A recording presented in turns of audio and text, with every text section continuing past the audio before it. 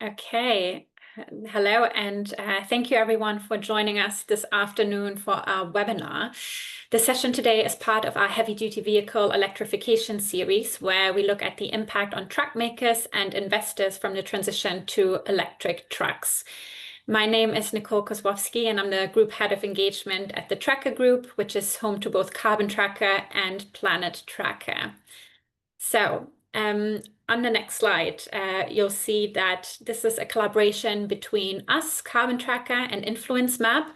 For those of you who don't know who we are, Carbon Tracker is a not-for-profit financial think tank. Our research translates climate science into financial risk and reward with the aim of accelerating the energy transition by mobilizing the financial markets. Our research is publicly available, as many of you know, and it can be downloaded from our website and the third-party financial data platforms that you can see on the screen here. And collaborating with us is InfluenceMap, an organization which produces rigorous data-driven analysis on how businesses and finance are impacting the climate. And equally, you can find their website details on the screen here as well, and you can access their research there. So, next slide, please. Just a few bit of information for today. The webinar will run for around 45 to 50 minutes, depending on how many questions will come in, with a hard stop at 60 minutes. And to kick things off, we'll have a short presentation, about 15 minutes, from Ben Scott, Head of Carbon Demand here at Carbon Tracker, and Leo Menninger, who's a Senior Analyst at InfluenceMap. And then after the presentation, we'll hear some opening remarks from Howard Hung, who is from Windrose Technology, a company building electric trucks, before moving into a Q&A session. And for the Q&A, Ben, Leo, and Howard will be joined by Craig Siegel, a US-based independent senior consultant with plenty of experience in the heavy-duty vehicle space. The session, or the Q&A session, will be interactive, meaning we will be picking up questions from the audience. So please submit your questions using the Q&A function. You should be able to see it down below. One thing that I would ask you is to please avoid sending questions anonymously if possible. This allows our team to follow up if we cannot address your question during the session. And then lastly, a replay will be sent out to all participants in the coming days. And with that being said, I'll head over to Ben to get us started. Ben, over to you.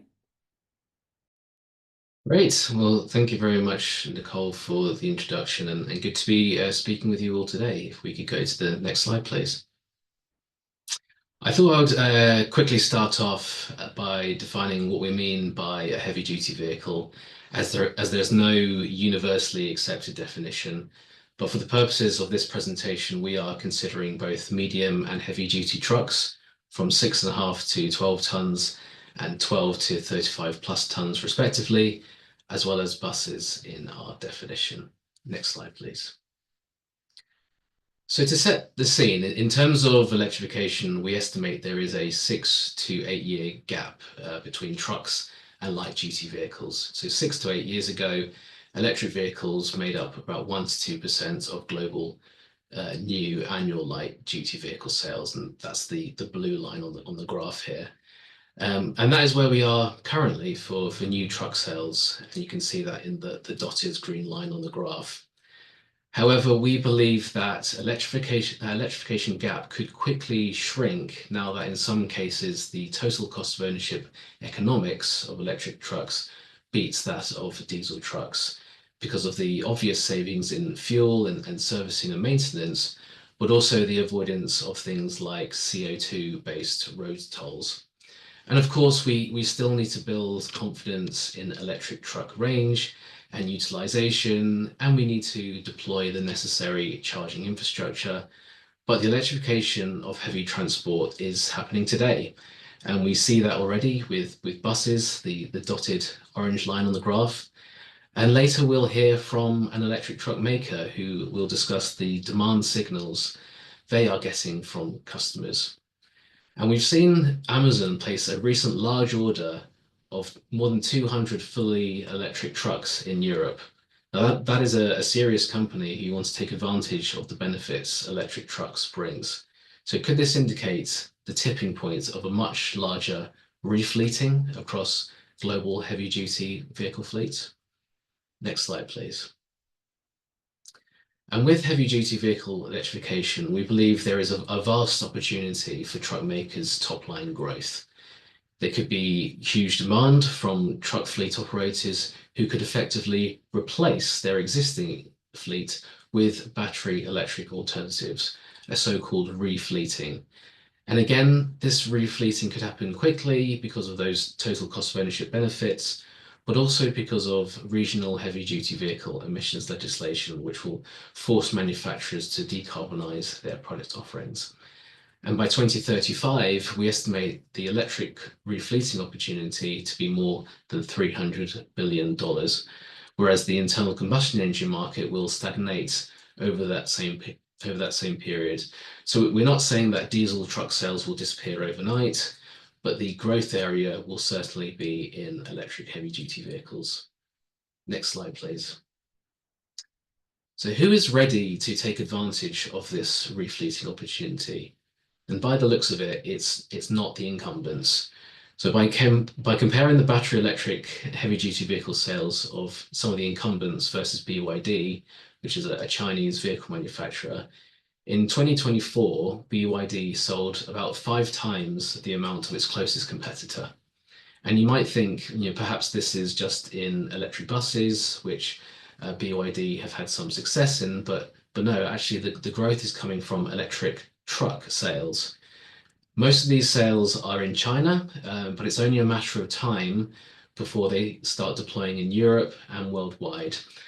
And that's why I titled this slide, is history repeating itself? Because we've seen exactly the same thing happen in the light duty vehicle sector with the rise of Chinese electric car manufacturers taking market share away from some of the more established players. And the incumbents need to make electrification investments today to be able to catch up with the electric heavy duty vehicle leaders and scale up to the volumes required. The longer these investments take, the harder it will be to catch up in the longer term. Now, clearly, heavy-duty vehicle emissions regulations will be a key driver of the shift to electric heavy-duty vehicles. And I'm now going to hand over to Leo at InfluenceMap, who's going to discuss US truck emissions regulations and how aligned or unaligned truck makers' lobbying positions are to the electric transition. So over to you, Leo. Thank you, Ben. At InfluenceMap, we've been tracking corporate lobbying and engagement on a range of policies to promote the uptake of zero-emission vehicles in the US. Stable long-term regulations can help manufacturers to create accurate production plans for the future, and importantly, it also fosters the conditions to drive investment in charging infrastructure for electric trucks. The 2 most significant regulations for driving the transition in the US are the Phase 3 emission standards and the Advanced Clean Trucks Rule. The Phase 3 standards are technology-neutral federal emission standards that seek to reduce the amount of emissions from new vehicles each year, which encourages manufacturers to sell increasing amounts of electric or other zero-emission vehicles to meet the targets.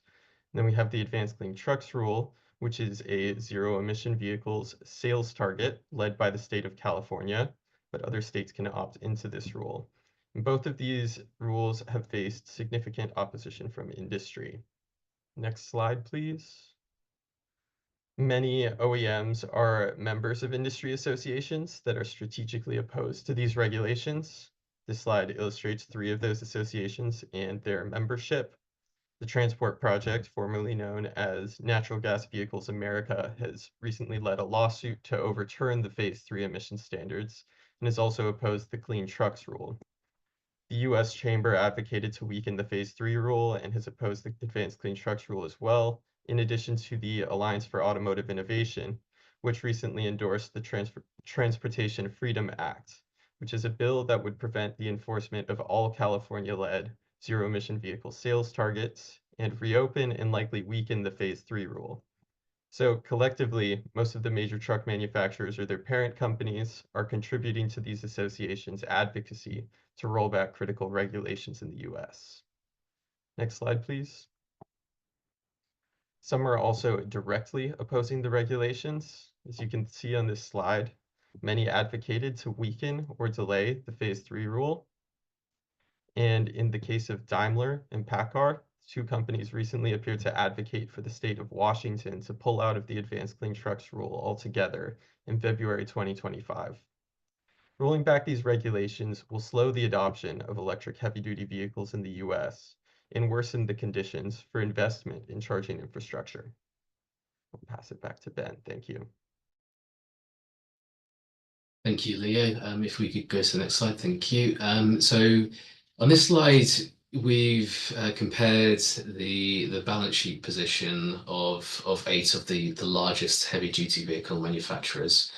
The lighter coloured circles are the company's position in 2019, and the solid filled circles are the company's position in 2023. So we've tried to show a direction of travel. And the companies who have moved to a net cash position have managed to maneuver themselves through the pandemic, and through pricing opportunities and volume recovery have allowed them to strengthen their balance sheet. So the companies in the top half of the graph, do have the flexibility and scope to invest in new technology like electrification if they choose to. Daimler, Traton, and Iveco are fairly new to being listed companies and are getting their balance sheet to where they need to be strategically. And again, looking at BYD, they are in a strong cash position, and they've also raised another $5.6 billion recently. So despite being in a leading position, they are now looking to kind of consolidate that position, and this is really something that incumbents should be worried about. Next slide, please. So the key takeaways, the first one is, we have this electrification gap, between heavy duty and light duty vehicles. That's well understood, but we believe that gap could quickly shrink now that in some cases, total cost of ownership economics of electric trucks beats that of diesel trucks. We've seen large electric truck orders from the likes of Amazon, and we're expecting more. We are at a tipping point of a much larger refleeting. Next point, please. And that refleeting opportunity is a massive opportunity for every manufacturer, and there could be huge demand from truck fleet operators who could effectively replace their existing fleet with battery electric alternatives. We estimate that the global market size of new battery electric heavy duty vehicles to be more than $300 billion by 2035. Next point, please. And new entrants are coming to take advantage of this refleeting and are arguably better positioned than some of the incumbents. Is history repeating itself with the rise of Chinese electric vehicle manufacturers, but this time for trucks? Next point, please. As Leo outlined, truck OEMs are actively lobbying against EVs and want dilution of existing truck emissions regulations. And these are the players who will get left behind in the transition to electric heavy-duty vehicles. And the last takeaway, the heavy-duty vehicle manufacturers do have the capital and balance sheet strength to invest in the transition today. The longer those investments take and for capital to be deployed, the harder it will be to catch up in the longer term. So heavy-duty vehicle manufacturers need to invest in an electric and decarbonized future now, or risk product obsolescence. That concludes the first presentation of the webinar. I'm now going to hand over to Howard Huang from Windrose Technology, who is going to give a short presentation on the company and what they are bringing to market as an electric truck startup. So over to you, Howard.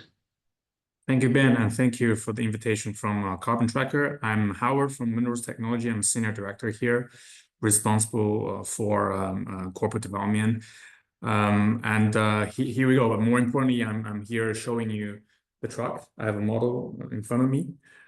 So we, as you can see on this front page, we are truck makers. So we are a startup, as Ben rightly pointed out. We're 3 years old now.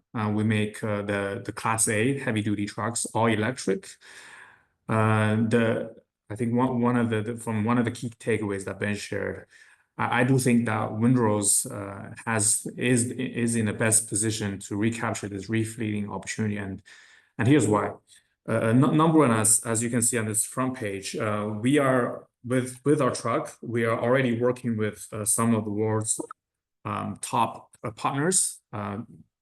If you look on the top row, these are the customers that we work with globally in China, in US, in Europe, and in Australia. So these are the four main markets that we operate in. And in the top bottom, we also recognize the importance of having a good ecosystem around what we do, which is electrification of logistics. So here we have suppliers, we have the charging partners, and we have the telematics, which is responsible for the telecommunication of the truck being the smarter choice in the trucking world. And secondly, if we can go to the next page, we believe this truck, what we do is a truly global truck that we're unique in the sense that we're leveraging the whole global the Chinese supply chain of trucking with our own innovation and technology. And we have become I'd like to say that the most global truck in terms of the single model that we do in all of the four continents that I mentioned. That is Asia, US, North America, Europe, and Australia. So as you can probably see in this graph, we're headquartered now in Belgium. In Europe, I'm sitting right here in Antwerp. This is where our headquarters is. Our most of our R&D happens in China, in Hefei, and we have a China headquarters that's in Shanghai, where we contract with our partners in manufacturing in Nanjing and Suzhou. Those are the main cities that are now very vibrant in terms of EVs. As you know, it's a very active industry in China, and we do also have our own factory in Suzhou, a small one that's responsible for the whole supply chain management and assembly. And then in Europe and US, we do also have our current delivery assembly center. And then in the longer term, right in the middle of this chart, we're planning to build a bigger CKD assembly factory in France. I don't think there's any in-building electric truck, Class A truck factory in production now in Europe, and I think we are building the first one here in France. So we're welcomed by Belgium and France to actually build for local strategy. I think this is important.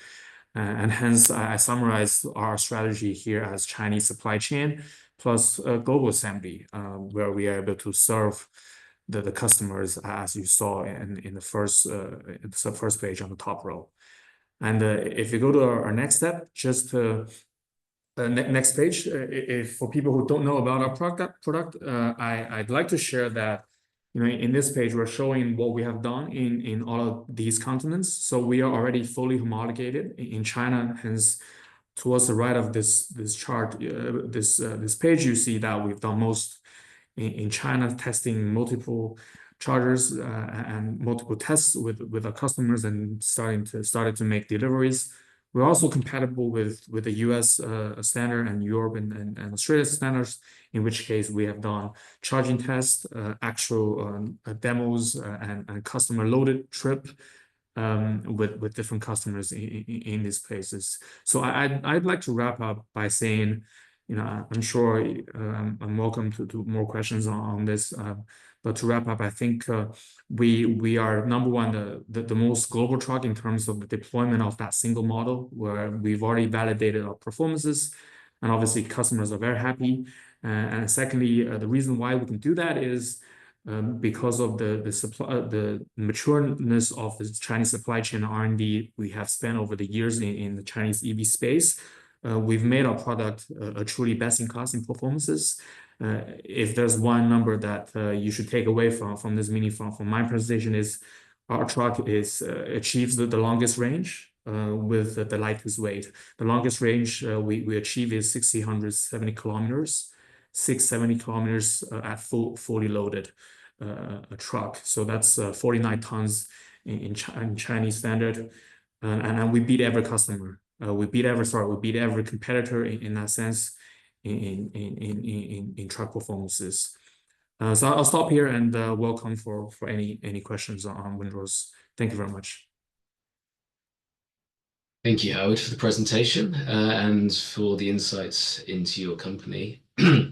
We'll now move into the last part of the webinar, and I'd like to invite Howard, Craig, and Leo to the panel session, which I will moderate.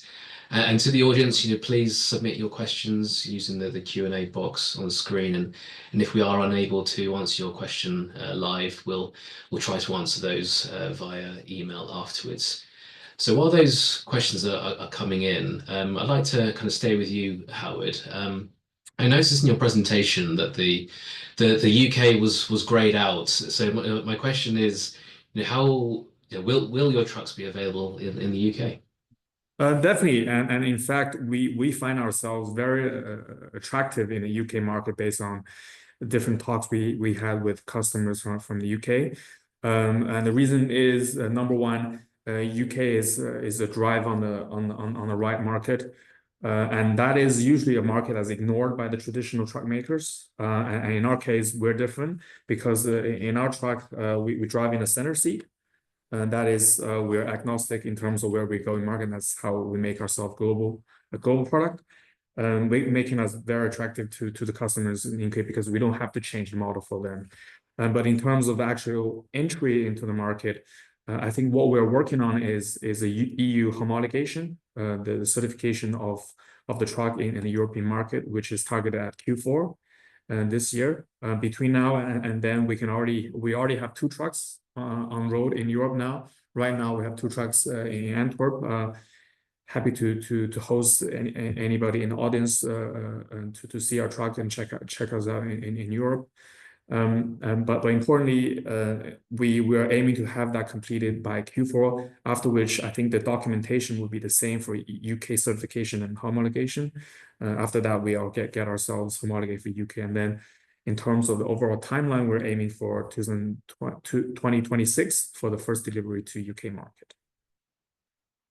Great. No, good to hear that they will be appearing on UK roads, and looking forward to seeing that. And obviously, you mentioned this in your presentation. Some of the customers you're talking to. You're obviously talking with fleet operators, your customers all the time. What are the demand signals you're getting from customers right now? I think if you can summarize what any fleets want for trucks in general, what the drivers want is number one, the truck has to perform, because different from a BYD passenger vehicle or any passenger vehicle, truck is to help the fleet companies to make money. So it has to, it has to have a good performance, and that meets the requirement at least on par, if not better than their existing diesel truck. And this is what we have achieved. And number two is the overall cost has to be reasonable, because again, they're there to make money. If we sell them a super expensive truck and tell them this is zero commission, and they can buy 1 or 2, but to make business sense, you really have to make sure this is throughout the lifetime cheaper than a diesel truck. And again, with our model, with the tests we have done with multiple customers, we're able to show them that our truck is able to already achieve TCO parity. That's the word we use to show that our total cost of owning and operating this truck is lower than that of a diesel truck. That's also important. That's why we've already managed to deliver into our trucks in China, where our truck is already homologated. And the second point is they do want to see this truck being zero emission, and this truck being compatible and reliable enough. And that is, yes, we are a zero emission truck. We don't do any harm to the environment. That's good. But also, this is compatible with the existing infrastructure. That's why we're able to test successfully with many of the public chargers, and we continue to do that to prove that we are compatible with most chargers on road in Europe and in US and the rest of the world. And thirdly, this truck is passing all the homologation tests, and we're making a rigorous test to make this legit. And because we know we're a startup, so we have to try very hard to prove. And hopefully, in your next year's presentation, we'll show Windrose in your deck as one representative EV truck in the world. Thank you, Ben. And Is TCO's total cost of ownership the main concern from customers, or is it sort of a combination of various different factors when considering your vehicles? Well, I almost think, I mean, there are two types of customers. There are the customers who are very eager on electrification, and we're particularly seeing that in more often and more common in Europe because they have a hard target to reach in terms of decarbonization. They usually have, they have to reduce 60-70% of their carbon emission by year 2035 or 2030. And they're yearning for a product that can help with that. And so far they've tested Volvo, they've tested Daimler, they've tested Scania, but no one else is able to help them achieve that with a reasonable performance that can help perform their daily tasks, which is long haul, and which is something we're good at. So having not just TCO, but having a product itself that can match their requirements for their business operation is important, whilst there's also the eagerness of transitioning into electrified fleet. So I think we are telling them you don't have to make a compromise between the two. And as a Windrose truck, we can deliver you a truck on day one, meet both the performance requirement and the cost and the decarbonization requirement. So TCO is part of the equation, but more importantly, I think in terms of performance and that's also very important. Great, thank you. I'd like to bring in the other two panelists to the discussion, if I may. Sure. Earlier, Leo, you did a great job of outlining the lobbying position of some of the major heavy-duty vehicle manufacturers. So my question for both Leo and Craig is heavy-duty vehicle manufacturer lobbying affecting policies in the US? So we'll start with you, Leo. I mean, yes, absolutely. It is kind of complicated and difficult to directly attribute a lobbying position to a policy outcome because policymakers are considering the input of a lot of stakeholders and other variables, but it surely played a role in some policymakers' decisions to weaken some regulations. For example, in the case of the Phase 3 heavy-duty greenhouse gas emission standards, the EPA made the decision to weaken the earlier years of the regulation and postpone some of the more stringent components of it in response to industry concerns about lead time. So that leads to a delay in emissions reductions. And there were also a few other concessions like not reopening and making the earlier Phase 2 rule more stringent. There's also been a wave of US states pulling out of the Advanced Clean Trucks rule in recent months, and there's been some noteworthy industry engagement there. For example, the Alliance for Automotive Innovation, which is traditionally a light-duty industry association, but represents many companies or parent companies of heavy-duty vehicle manufacturers, negatively engaged with the bill, and shortly after, the governor of Maryland, I believe, or Maryland decided to opt out of the Advanced Clean Trucks and Clean Cars 2 rule together. The landscape is complicated right now, but maybe Craig has more to say on this. Yes, quite a lot more. So the first thing to say is that a lot of what we've seen from manufacturers reflects what appears to be a belief in immortality. So speaking to the chart that we saw earlier on capital position and sort of long-term market share, we've seen behaviors that basically suggest that Volvo, Daimler, and their ilk assume that they will always be in a dominant sort of very small number of market participants markets and will always be able to control what are functionally sort of sales monopolies. This seems unlikely. We've just heard from Howard on his technology, and we've seen other competitors enter the space.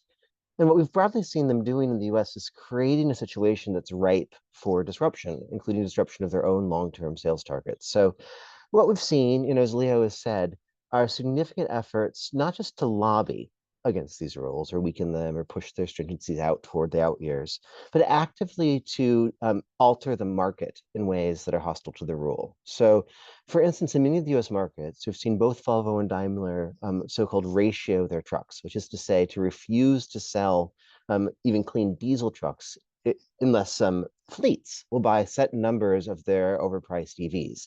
We also have pretty good evidence that costs in the US, very oddly, for these trucks have gone up and not down, even though economies of scale should be pushing the other way.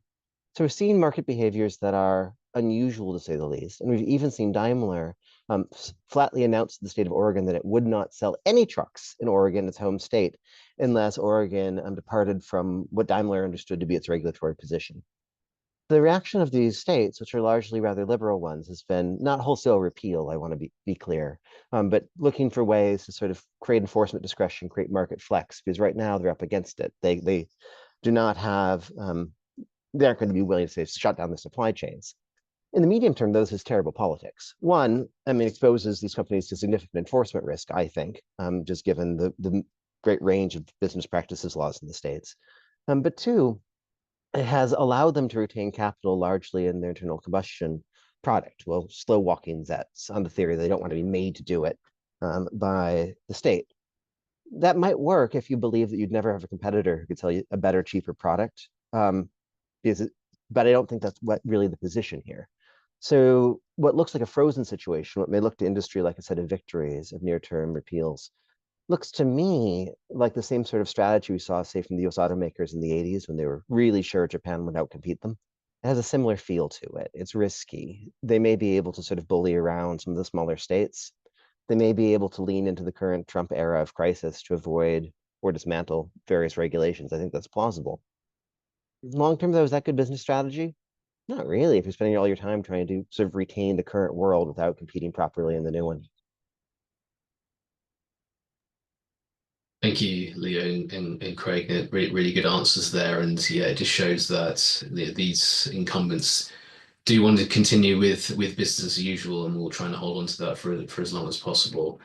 You know, whilst we're kind of still talking about the US, and maybe I could come back to you, Howard. You know, I believe Windrose is setting up a manufacturing plant in Georgia in the US this year.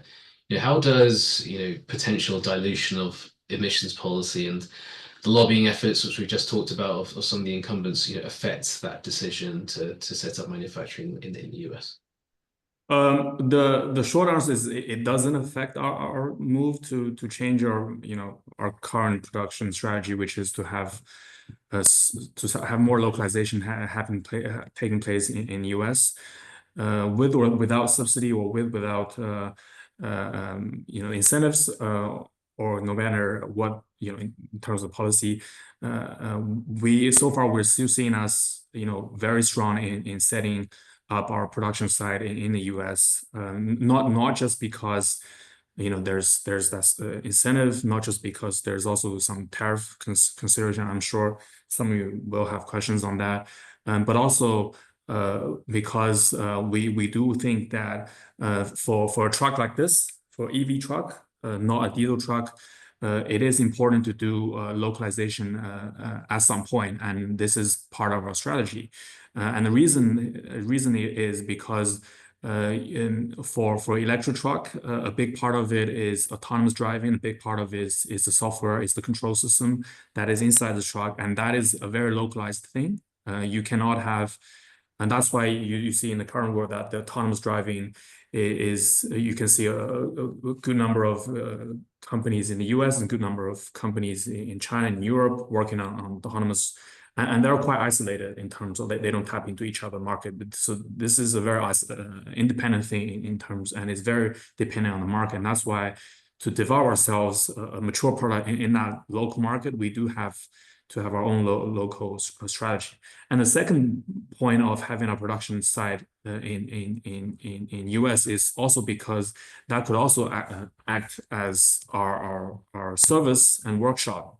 This is also a different mentality from a diesel truck mentality, because in the diesel world, you rely on retailers or distributors to sell a truck. You don't sell directly to customers. Whereas in our case, we can, especially in the case of California. In the US, we sell directly to our customers, and hence they will need, or we will need to service themselves, not just rely on the distributors, but we ourselves will have the capacity to serve our customers. And hence you will need to set up at least a warehouse, right? You need at least to have some flying doctors. And the fortunate thing is for diesel, for electric truck like this, the maintenance cost is actually much lower, and you don't need a lot of people to serve you. And if something goes wrong, the likelihood is it might be the software. And in the case of a software going wrong, we can just send an update, just like when you have a feed on your software update patch to update your iPhone, and that's it. So as long as you have something on the ground, and that's already probably already working for most scenarios. And I think we're just here to make sure that we have something on the ground, and then we gradually move forward to a fuller, larger scale production side. And that's my answer to you, Ben. Thank you. Great. Did you have something you wanted to add there? Okay. Maybe I will stick with you, Craig, actually. You've obviously in your career, you've been at CARB, the California Air Resources Board. So you've kind of lived and breathed emissions policy setting in your career. So my question is, how is the new US administration's approach to emissions standards and incentives, and what challenges may arise if regulatory stringency is reduced? Well, it's slapdash and not science-based, is the short answer for the current administration. And we're likely to see continued overreach. So the first thing to say is I think that Donald Trump's air of inevitability has now thoroughly worn off. We've just watched his efforts to meddle in Canada lose Pierre Poilievre his seat. We've also seen his approval rating now into the 30s. At the same time, and we've seen court after court, including his own appointees, overrule his various efforts at diktats. That said, I still think it's likely that we see significant near-term regulatory disruption. We're likely to see efforts to repeal or alter the GHG Phase 3 federal rule. And it is plausible, though I hope not quite yet the case, that we see Congress illegally vote under its procedures to overrule some of California's waivers and programs. That's all plausible. The thing to say is we've been before. In my time in CARB, I have twice now been involved in making deals with members of industry, first with the auto companies under Truck One, then with many truck companies in California during Biden, in which they essentially committed to continued progress regardless of the regulatory churn. And the reason folks do that, and this I think is the core thing to say, is they really can see a bit around the corner. As I've said, I think the incumbent's overall strategy is poor. It's trying to continue diesel ICE sales as long as they possibly can, while selling a limited number of largely high-priced sets. There is a counter strategy though, which is trying to sell large numbers of affordable sets and transitioning faster, which indeed is often the better approach versus sort of long-term capital allocation in the wrong place. But under either strategy, they have very little interest in modifying product plans based upon year-to-year swings in regulatory systems in one market. So I guess I'd say on the one hand, regulations are of course really important in setting the direction in travel. But now that the US has demonstrated its regulatory environment to be essentially bipolar, I think it's pretty likely that most companies try to stay the course broadly. We'll see a slowdown, I think, in some places, but we won't see a finish. And as I say, this leaves room for more aggressive people to sort of sprint ahead. I think that's the likely outcome. I'll note one asterisk, though, Ben, which is to say that our current economic tariff by fiat model is disrupting everyone's supply chains and models. I think that's transient too. It's just plainly wildly unpopular and probably illegal. But it does create, I think, another round of these slowdowns. So last thing to say, if I'm one of these companies, if I'm one of these states, I try to articulate, I think, the long-term position and direction of travel. And then I think you can have serious conversations with adults despite what the toddler in the White House is up to. Thank you, Craig. And actually, in one of your earlier answers, you kind of touched on how some of these incumbent truck manufacturers are kind of subtly resisting or using different strategies to kind of slow down that move to electric trucks. Could you just elaborate a little bit more on some of these strategies that they are sort of employing behind the scenes? I think you used the terms of ratioing in your previous answer. It'd be great to hear a bit more about that. Of course, and I'll set aside sort of standard business lobby, right? That is just a thing. But what we're seeing is an unusual market. So in the US and generally, this is a really concentrated market. I hope that changes. But right now, few makers, you're talking 90% of sales. The result of that, and very often fleets go to one maker or the other. You're a Daimler fleet, you're a Volvo fleet sort of thing. You have these maintenance relationships, you have resale relationships. That means that they are, and the market pricing is really not transparent. People don't know what other people are paying. The result of all this is that we've seen two really odd behaviors. First, ratioing. I have not seen this before. I think it is dubious, and just saw one state attempt to strike back, which we'll come to. This was an effort essentially to pass on, and no regulation requires this, compliance costs to fleets that OEMs should bear. So the way these sales regulations generally work is one must slowly increase one's zero-emission vehicle sales over time, generally in a time average sort of way. What they've done is translate that into a hard annual percentage sales requirement for buyers. So in other words, say they have to sell 10% electric trucks. Their buyers have been confronted, being told if you buy one diesel truck, you must also buy all these additional EV trucks or vice versa. So essentially translating these sales ratios to fleets that may not have a need for those additional trucks, and thereby functionally drying up the truck supply chain in all these states and passing on the costs in a very clearly political way to small fleets and dealers, who then, of course, are up in arms over what they view as the regulations consequences, when it's really the consequences of the sales strategy, and this really hostile sales strategy. It's something you wouldn't do to your buyers ordinarily in most businesses, to demand they buy products they don't need at costs they don't want.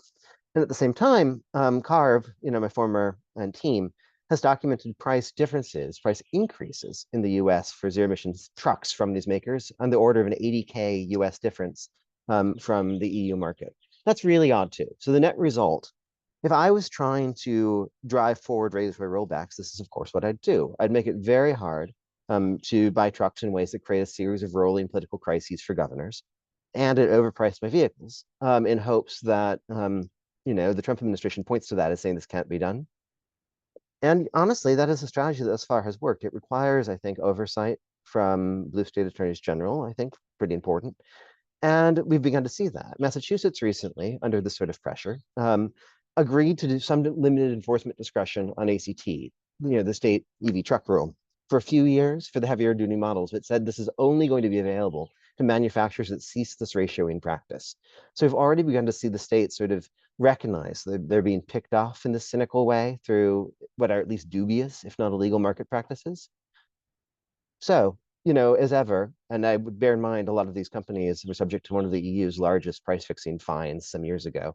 It is worth bearing in mind, I think it's becoming visible to US markets and buyers, that perhaps the sort of market abuse is not a great long-term business position, but it is the sort of thing that raises a lot of churn in the near term. Thanks, Craig. Leo, can I come to you?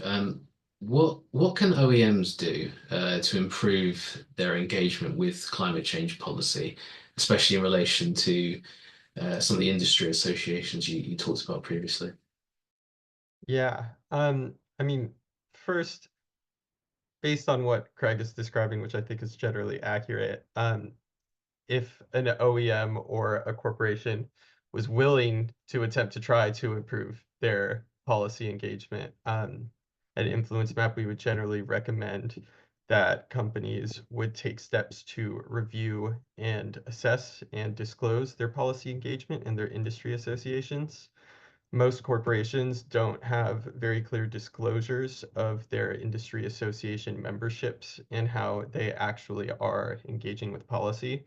And they're very powerful political entities. And it doesn't appear that a lot of the corporations have a great handle on the full scope of the activities of some of the memberships they have. Most companies have not published a clear review of how their direct policy positions are aligned with the Paris Agreement. And I would say that truck manufacturers absolutely need to begin publishing comprehensive reviews of this sort of activity. And we have lots of resources available on this at our website at InfluenceMap, or you could reach out to me directly if you were interested in learning more about that. But yeah, the first steps are absolutely review, assess, and disclose. Thank you, Leo. I've been looking at the questions that have been coming in, and one question which I think we need to ask here is that obviously the fleet market, the truck market is incredibly fragmented. So of course you have some larger players, which Howard talked about in his presentation, but then you also have a lot of or many smaller owner operators, smaller fleet owners. So the question is, how do we get the smaller owner operators and smaller fleet owners to move into electric trucks? Are there new sort of financing models or partnerships that are emerging to help that fleet electrification? That's a question for the panel, but maybe we'll start with Howard. Sure. For smaller ones, indeed, we're talking to many smaller fleet owners in Europe. It's also the case in US. There are many small fleet owners, and the way we sell a truck is as follows, and the way we pursue them to enter this space is as follows. Number one, we provide financing options. So what we offer is upfront they can pay less than they pay when they buy a diesel truck. So that's immediately catching their eyes. Number two is we can offer their help. We can offer our help on the infrastructure setup, because we know that when we deliver this truck, we're not just delivering the truck itself. In the case of the EV truck, we do need to also take care of the charging, the servicing. So that's why I mentioned in my presentation earlier, when we sell to these guys, because they care about servicing, they care about charging, we would already have our partners involved in providing their in the charging infrastructure. If they need to have their own depot charging, meaning the charging on their site, we can help find the right guys. If even financing for setting up that project on site. If they need service network, we use our own network to service them, or we're happy to connect them to our partners in the local market for that. So that's point number two. And point number three is really we're demonstrating that our truck is a better product, not just because it's zero emissions, but it's because it's got larger space, more comfort in the cabin, which makes driver want to drive this. This is faster charging than other guys, so they don't have to wait on road. The uptime is guaranteed, and because the truck can fulfill their daily requirement, because it doesn't need to charge. If their daily mileage is 500, 600 kilometers, they only have to charge once, so they don't even need a public charger on the road. They can always charge on site. So I think this is the package of solution that we're offering, making this very attractive. But of course, to start with, we always tell that this is a very cost competitive product. And yeah. Anyone else want to jump in? Okay, let's move on to another point. Again, I'm looking through the questions that are coming in. Please do continue to send those in. Obviously we haven't really spoken about charging infrastructure at all during this webinar, and that's kind of deliberate, because we could spend another 2 hours or so talking about infrastructure. But maybe I'll rephrase my question is, what do you think are going to be the main bottlenecks of switching over to an electric heavy-duty vehicle fleet? Is it going to be infrastructure? Is it going to be the supply of batteries and vehicles? Is it going to be sort of financing options to enable smaller owner-operators to get into one of these zero-emission trucks? Just be interested to get the view of each of the panel. What do you think are the main bottlenecks at the minute? Happy to start, Ben. So obviously, I'll just say two things. One, yeah, infrastructure is a challenge, but it's not really a chicken and egg challenge. The majority of these trucks drive relatively small distances in local areas. That's a very policy solvable thing, that you can reward utilities for building it. You can do appropriate rules to sort of get locals to put in infrastructure more quickly. It's a challenge, it's a management challenge. And we've seen in light duty already consortia between manufacturers and utilities and others to build out infrastructure. We'll see the same thing in heavy, I think at a reasonable rate, worth tracking, worth investing, not a long-term problem. I do think that it would be quite important now to see new financial products to support adoption, especially for small fleets. One thing I have not seen much of, for instance, we ran a small program of this sort at CAR, but it's unusual, are debt equity products. So loans that can buy down the initial higher purchase price of some of these vehicles and then recoup the TCO advantage. That would be, I think, quite valuable. I think there's similar efforts that could be used to sort of support warranty and insurance on the back end to sort of de-risk from those products and support the secondary market. But in my experience, fleets are quite interested in this, but the sort of the long-term sort of bankability, investability of these trucks in the secondary market needs some de-risking. And I think we need some upfront supports during this period of sort of higher initial price, well, good long-term TCO. That's, I think, an attractive product, including in this area of policy and stability in the States. It's the sort of thing you could imagine a state green bank or a savvy sort of private equity offering that I think would notably support sales. But over to others.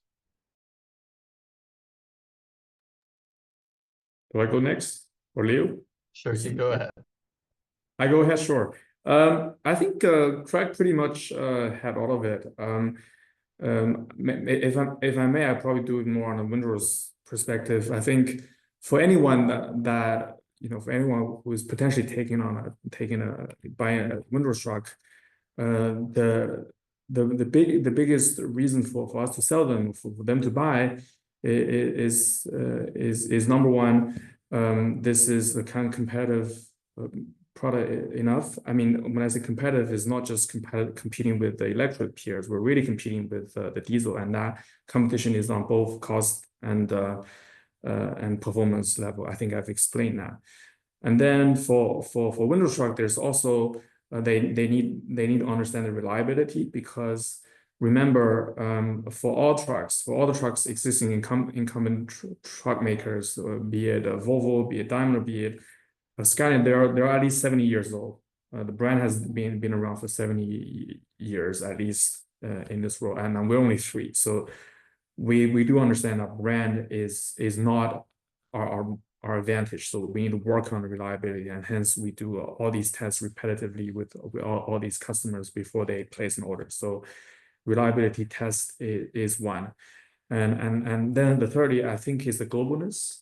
Because we do have the aim to sell globally, and I do think that being different from a diesel world, EV truck market is going to be a more global market, because there's so much that can happen remotely with an intelligent truck like this, and there's less constraint on the local establishment requirement, local infrastructure requirement. However, except for the charging, but I think maybe this is a different view from many other people.